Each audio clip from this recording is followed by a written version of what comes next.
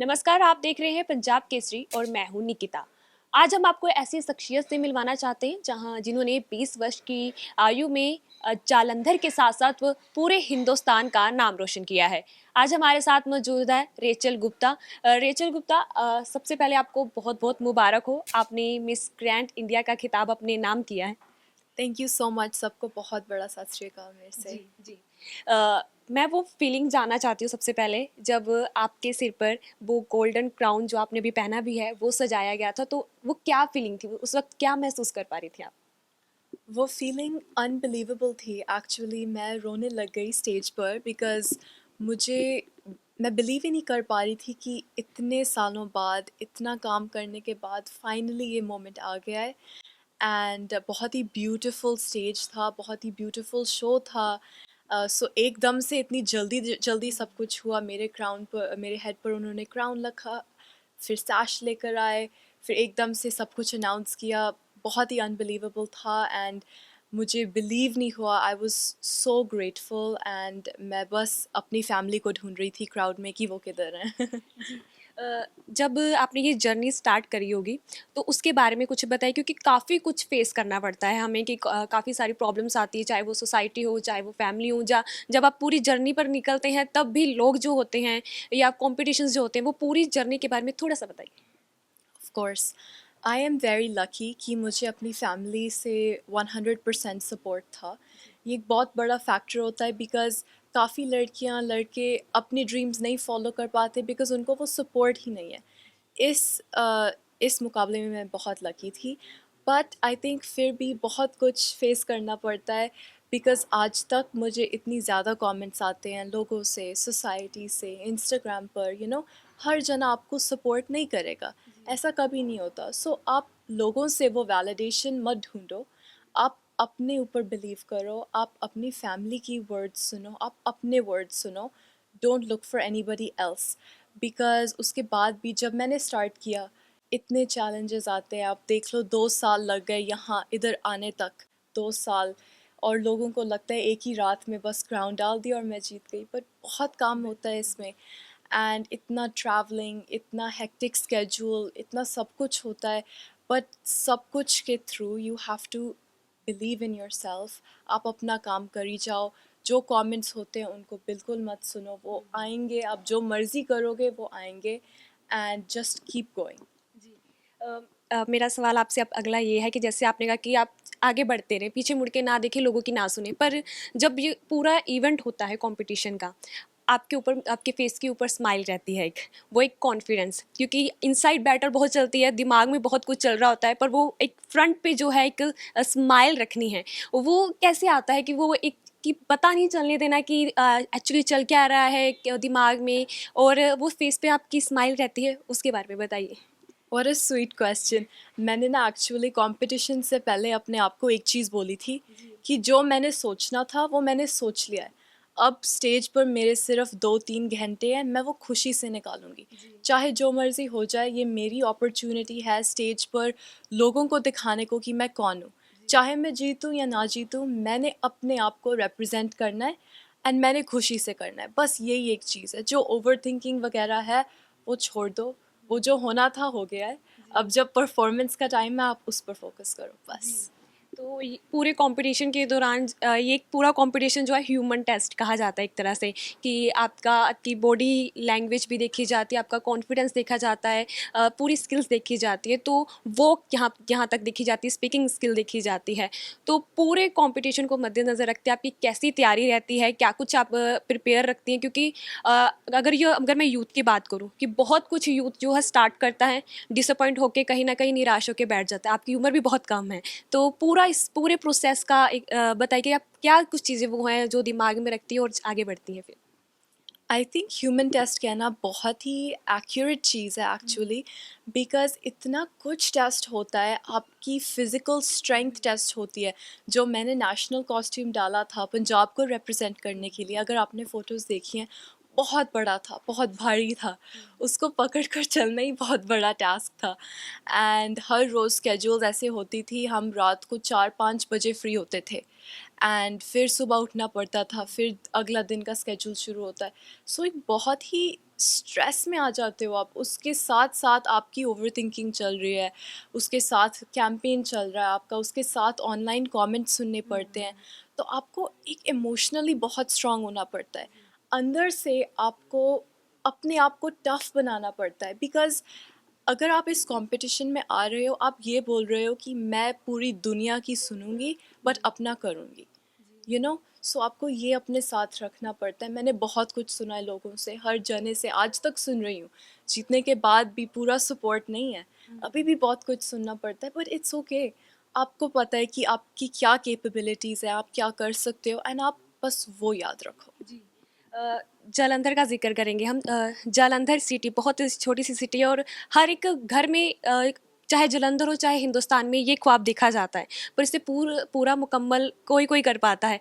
तो ये जो आपके दिमाग में ये जो ड्रीम है कि हम मुझे इसी रास्ते पे चलना है, वो कहाँ से आया, किस चीज़ से आपको इंस्पायर हुई, उसके बारे में भी बताइए।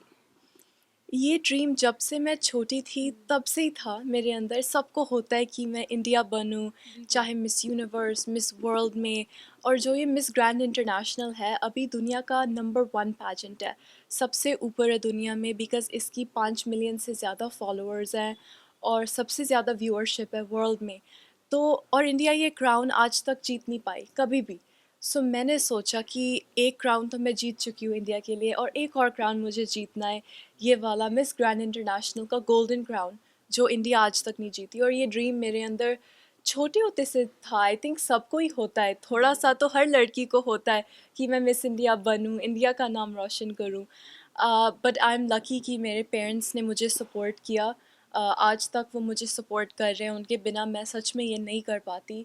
एंड छोटे शहर में आकर मुझे पता है कभी बड़ी ड्रीम्स रखना थोड़ा डरावनी होता है, बिकॉज़ आप सोचते हो कि इतने छोटे शहर से मैं बाहर कैसे निकल सकती हूँ, कुछ बड़े इम्पैक्ट के साथ कैसे कर सकती हूँ।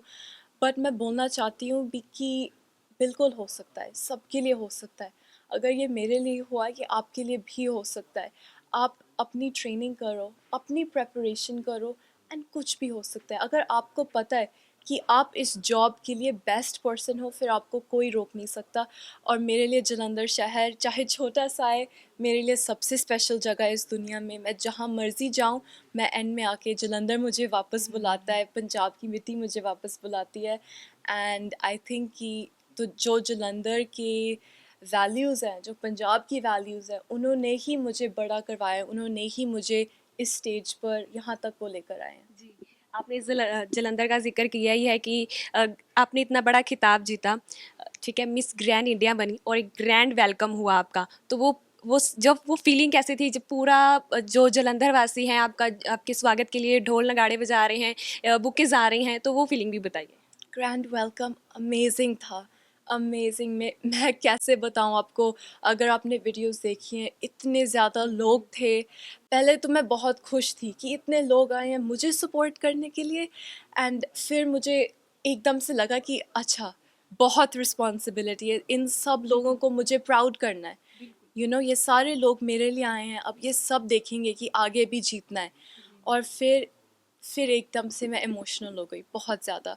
मैं रोने लग गई, बिकॉज़ मैं सोच रही थी कि ये लोग मेरे लिए आए हैं। मतलब मैं तो अपना कर रही थी, इतने सालों से कर रही हूँ, और एकदम से ये सारे लोग मुझे सपोर्ट कर रहे हैं, आए हैं मुझे मिलने, सिर्फ अपने अच्छे वर्ड्स बोलने के लिए, मुझे सपोर्ट देने के लिए, एक फ़ोटो लेने के लिए मेरे लिए। और मैं तो एक छोटी सी शहर से छोटी सी लड़की हूँ, और मुझे बहुत ही अच्छा लगा एकदम से। I am so grateful. आप जो जिनमें से भी आप जो भी आए, आपको बहुत बहुत थैंक यू। आई प्रॉमिस कि मैं अपने पावर में हर चीज़ करूँगी हमारे लिए, ये क्राउन जीतने के लिए, और जालंधर का नाम पूरे दुनिया में सबको पता होगा। जी। गोल्स की बात करेंगे कि आपके लाइफ में गोल्स क्या क्या अब आगे आने वाले दिनों में रहने वाले हैं, क्या अपकमिंग प्रोग्राम्स क्या क्या रहने वाले हैं, उसके बारे में भी बताइए। सो अभी तो मेरा एक ही गोल है, सारा फोकस मेरा मिस ग्रैंड इंटरनेशनल के ऊपर है। ये क्राउन जीतने के लिए हमारे पास सिर्फ 40 दिन है प्रिपेयर होने के लिए। 40 दिनों में मुझे बहुत सारी कंट्रीज़ में जाना है, बहुत सारा काम है। उसके बाद 1 महीने का कंपटीशन है, अक्टूबर 1 से अक्टूबर 25 तक, जहाँ पर फिनाली है थाईलैंड में। सो टाइम बहुत कम है, मेरा सारा फोकस उधर ही है। ये मेरा एक ही गोल है अभी। बट अगर उसके बाद की बात करें तो आई होप कि जब इंडिया ये जीत पाएगी तब 1 साल का काम होगा मेरा ऑर्गेनाइजेशन के साथ। पूरे वर्ल्ड में जाकर मैं इंडिया के कल्चर के बारे में बताऊंगी, एनजीओज़ के साथ काम करूंगी और जलंधर, पंजाब, इंडिया का नाम रोशन करूंगी। जी। और क्या कुछ आप शौक रखती हैं इस पैशन के अलावा, और क्या कुछ आपकी हॉबीज़ है जो आपको करना पसंद है, जो आपको सुकून देती हैं? जब से मैं छोटी थी मैं बहुत पढ़ाई करती थी। मेरे फैमिली में सब जने डॉक्टर्स हैं, पापा के साइड भी, मम्मा के साइड भी। बस मैं ही हूँ जो जिन्होंने ये अलग लाइन चूज़ किया है। तो मैं बहुत पढ़ती थी, मतलब स्कूल में मैं कभी ए स्टार से कम नहीं लाती थी, क्योंकि मेरी फैमिली में सिचुएशन ही ऐसा था और मुझे बहुत अच्छा लगता था। मैं बुक्स बहुत पढ़ती हूँ। मुझे मैं एक दिन में एक बुक ख़त्म कर सकती हूँ, मुझे बहुत अच्छा लगता है। मेरे 6 कैट्स हैं, 2 डॉग्स हैं। तो घर मेरा बहुत ही बिजी रहता है, उनके साथ ही रहती हूँ मैं ज़्यादातर। आई लव इट कि मैं अपने फैमिली के साथ टाइम स्पेंड करूँ। कल रात को ही हम चारों बैठे थे, बातें कर रहे थे, गेम्स खेल रहे थे इकट्ठे। मेरे लिए ये सिंपल चीज़ें बहुत है। आई थिंक कि फैमिली का प्यार सबसे ज़रूरी होता है। मैं जो भी करती हूँ मैं कोशिश करती हूँ अपने फैमिली के लिए करूँ और अपने कल्चर के लिए करूँ। मैं हमेशा बोलती हूँ हर मैदान फ़तेह पंजाबी में, बिकॉज़ मुझे सच में लगता है कि हमारी इतनी अमेजिंग कल्चर है। पंजाब में हमें सबसे अच्छा खाना दिया जाता है, सबसे अच्छे गाने हैं, म्यूज़िक, आर्ट है, the best of the best दुनिया का पंजाब में मिल जाता है। एंड इसी इंस्पिरेशन के साथ लोग इसको आगे लेकर जा रहे हैं। मैं भी उनमें से एक बनना चाहती हूँ जो पंजाब का कल्चर आगे लेकर जा रहे हैं दुनिया में, जो बता रहे हैं कि पंजाबी बनने का मतलब क्या होता है, एंड मेरे लिए ये कल्चर, ये मेरी फैमिली, मैं इनके लिए सब कुछ करती हूँ। रेचल, मेरा आपसे अगला सवाल ये रहेगा कि सोसाइटी में बहुत सारे ऐसी प्रॉब्लम्स हैं, इंडिया में बहुत सारी ऐसी प्रॉब्लम्स हैं। आपने पंजाब के बारे में ज़िक्र किया कि पंजाब एक बहुत खूबसूरत जहाँ पर सब कुछ कल्चर है, सब कुछ मिलता है खाने पीने को, पर वहीं सोसाइटी में भी बहुत कुछ ऐसी प्रॉब्लम्स हैं, उसको कैसे देखती हैं? आई थिंक आज के डे में इंडिया की सोसाइटी में बहुत प्रॉब्लम्स हैं। हम एक जगह को स्पेसिफाई नहीं कर सकते बिकॉज़ पूरे कंट्री में बहुत प्रॉब्लम्स चल रही हैं। अगर हम बात की जाए वुमेन सेफ्टी के बारे में, हमारा इतना गारंटीड नहीं है आज के दिन में कि वुमेन घर से निकल कर सेफ़ रहें, अपने काम के जगह पर जाएं, वहाँ उनको सेफ्टी नहीं है। ये कोई छोटी चीज़ नहीं है। जो चीज़ें 10 साल पहले हो रही थी वो आज भी हो रही हैं, और ये नहीं कि कम हो रही हैं, हर रोज़ हो रही हैं, हर रोज़ देखी जा रहे हैं सोसाइटी में। एंड ये बहुत ज़्यादा दुख की बात है कि वुमेन को ऐसा ट्रीट किया जा रहा है सोसाइटी में, बिकॉज़ हम इंडिया की ये रेपुटेशन बनाना चाहते हैं दुनिया में। बिल्कुल भी नहीं। हमें इतनी राइट्स दी गई हैं इस कंट्री में, इतना फ्रीडम दिया गया है, बट उसका फ़ायदा क्या है अगर सेफ्टी नहीं है हमारे पास। तो इसके लिए मैं बोलना चाहती हूँ कि जो ये सारी हमारी राइट्स हैं ये हमें दी गई हैं, बट लोगों को भी इनको रिस्पेक्ट करना है। जो मेंटालिटी है लोगों की वो बदलना चाहिए। लोगों को देखना है कि वुमेन अब सोसाइटी में वर्किंग है, काम कर रही हैं, वो इक्वल पार्ट है सोसाइटी में, और उनका रोल कोई कम नहीं है। अब देखो, अगर कोई और पर्सन है जो इंडिया को ओलंपिक्स में रिप्रेजेंट कर रहा है, मैं भी इंडिया को दूसरे स्टेज पर रिप्रेजेंट कर रही हूँ, एंड एक का रोल कम, एक का रोल ज़्यादा बिल्कुल भी नहीं है। आई थिंक कि जो सोसाइटी की प्रॉब्लम्स हैं वो धीरे धीरे ठीक हो रही हैं अगर हम अपना वॉइस यूज़ करें। अब मैं कल कैंडल मार्च पर गई थी कोलकाता की इंसिडेंट के बारे में बोलने के लिए, एंड मुझे ऐसा लगता है कि अगर मुझे ये प्लेटफॉर्म दिया गया है, मुझे ये क्राउन दिया गया है, तो साथ में रिस्पॉन्सिबिलिटी भी दी गई है। अगर लोग मेरा आवाज़ सुन रहे हैं तो मुझे अपनी आवाज़ एक पॉजिटिव वे में यूज़ करना है। जो सिचुएशंस, जो प्रॉब्लम्स मैटर करती हैं उनके बारे में बोलना मेरा रिस्पॉन्सिबिलिटी है। एंड आई थिंक अगर सभी लोग जिनके पास पावर है अगर वो बोलें, अपना वॉइस यूज़ करें, तो हम बिल्कुल सोसाइटी में चेंज लेकर आ सकते हैं, बट सबको ये इकट्ठे एफर्ट करना पड़ेगा। जी। तो साथ में अब हम यूथ के बारे में भी बात करेंगे कि यूथ वो जो है आजकल बहुत डिप्रेस रहता है। जैसे मैंने पहले भी ज़िक्र किया था कि कहीं न कहीं यूथ जो है डिसअपॉइंट हो जाता है। आप कैसे अपनी इस प्रॉब्लम्स को हैंडल्स करती, क्योंकि आप बहुत अभी छोटी हैं, तो कहीं न कहीं जब कोई चीज़ें पूरी तरह से मुकम्मल नहीं हो पाती, पूरी तरह से नहीं मिल पाती, तो कहीं न कहीं मन में दबाव आ जाता है, डिप्रेस हो जाता है, अच्छा नहीं लगता कुछ भी। तो उस चीज़ को यूथ जो है कैसे टैकल करे, उसके बारे में बताइए? मैं यूथ को बोलना चाहती हूँ कि जो मेरा इधर आने का रास्ता था वो सीधा रास्ता नहीं था। मुझे बहुत ही चक्कर काटने पड़े, बहुत ही अलग अलग डेस्टिनेशंस पर उतरना पड़ा, फिर यहाँ पर आई हूँ। एक बहुत आपको एक मेंटालिटी में हो जाता है कि आपको लगता है मेरे लिए ये होने नहीं वाला। 2 साल लग गए, 2 सालों में मैंने हज़ारों बारी सोचा होगा कि ये चीज़ मेरे लिए नहीं है, ये नहीं होगा मेरे से। बहुत बारी सोचा है मैंने। मैं समझती हूँ, आई अंडरस्टैंड कि कभी-कभी आप लेट डाउन हो जाते हो, कभी-कभी दिल टूट जाता है आपका, बट सबका टूटना होता है। ये लिखा है, हम ह्यूमंस बने हैं, हमारे लिए सीधा रास्ता बिल्कुल नहीं लिखा कहीं पर भी। आपका दिल टूटेगा, आपको नो सुनना पड़ेगा और आपको नो सुनने के बाद भी कोशिश करनी पड़ेगी। यही एक चीज़ है, यही ज़रूरी चीज़ है। अ, यू नो मैं बिल्कुल नहीं चाहती कि एक बारी नो सुनने के बाद कोई अपना ड्रीम छोड़ दे। आप अपना ड्रीम फॉलो करो, आपको तभी खुशी मिलेगी लाइफ में। अगर आप ये चीज़ें छोड़ दोगे, आप बड़े होकर हमेशा सोचोगे अगर मैंने वो किया होता तो मैं आज कहाँ पर होता या कहाँ पर होती। आप अपने ड्रीम्स मत छोड़ो, ट्राई कर ही जाओ। जब तक लोग आपको पागल ना बुलाएं, आप तब भी ट्राई कर ही जाओ, बिकॉज़ आपका एक ना एक दिन आपको रास्ता मिल जाएगा। जी।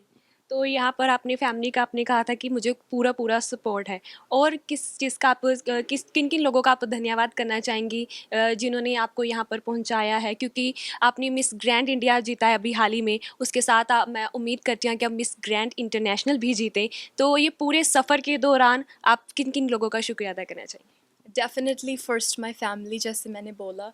मेरे मॉम, मेरे डैड, माय सिस्टर, वो मेरे लिए हर स्टेप पर थे। पिछले 2-3 सालों से मेरे साथ थे, उनके बिना कुछ भी नहीं होता। जो मेरे मामू एंड मामी हैं, उन्होंने मेरा हेल्प किया कॉस्ट्यूम डिज़ाइन करने में, इंटरव्यू सेटअप करने में, हर चीज़ में। साथ में आई एम वेरी लकी कि मेरी ऑर्गेनाइजेशन बहुत अच्छी थी। जो मिस ग्रैंड इंडिया की ऑर्गेनाइजेशन है, उनके डायरेक्टर एंड वाइस प्रेसिडेंट, उनके क्रिएटिव डायरेक्टर, उन्होंने इतना कुछ किया मेरे लिए, अब भी कर रहे हैं, सारी अरेंजमेंट्स कर रहे हैं, ट्रेनिंग, प्रिपरेशन। कोई एक बंदे का काम नहीं होता स्टेज पर जाने का, 50 लोग लगते हैं स्टेज पर आने के लिए। 50 लोगों जिनकी शक्ल आपको नहीं दिखेगी, जो बैक स्टेज है, जो फोटोग्राफर्स एंड वीडियोग्राफर्स हैं, जो स्टाइलिंग टीम है, जो फोटोग्राफी टीम है, उन सबको थैंक यू। एंड सबसे बड़ा थैंक यू जो मेरे फैंस हैं, जिन्होंने मुझे सपोर्ट किया ऑनलाइन, इंस्टाग्राम पर। हर वोटिंग में मेरा नाम लिया, इंडिया का नाम लिया, जो अब भी सपोर्ट कर रहे हैं, जो बहुत ज़रूरी है मेरे लिए।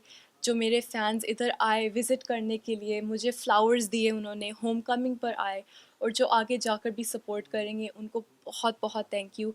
आपके बिना ये पॉसिबल नहीं है, आपकी वजह से मैं कर रही हूँ और आपके लिए कर रही हूँ। Thank you so much. अंत में आप कुछ कहना चाहेंगी और?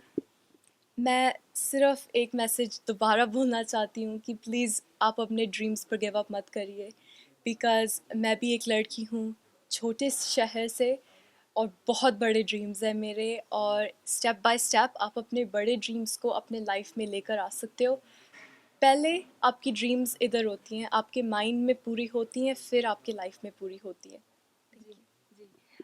ये हमारे साथ रेचल गुप्ता, बहुत बहुत धन्यवाद हमें अपना कीमती समय देने के लिए, और ऑल दी बेस्ट आपके सभी अपकमिंग प्रोजेक्ट्स के लिए। और मैं उम्मीद करती हूँ कि आप मिस ग्रैंड इंडिया जीतें और जल्द हम एक और इंटरव्यू करें और आप मिस ग्रैंड इंटरनेशनल बनकर आएँ। बहुत बहुत शुक्रिया आपका। Thank you so much. Thank you, आप बहुत ही स्वीट हो। तो ये थी हमारे साथ मिस रेचल गुप्ता, जिन्होंने छोटी उम्र में बहुत बड़े ख्वाब पाले हैं, और उम्मीद है कि वो जल्द ही इन सारे ख्वाब को मुकम्मल करेंगी। मैं हूँ निकिता, कैमरामैन रिंकू के साथ। आप देखते रहिए पंजाब केसरी।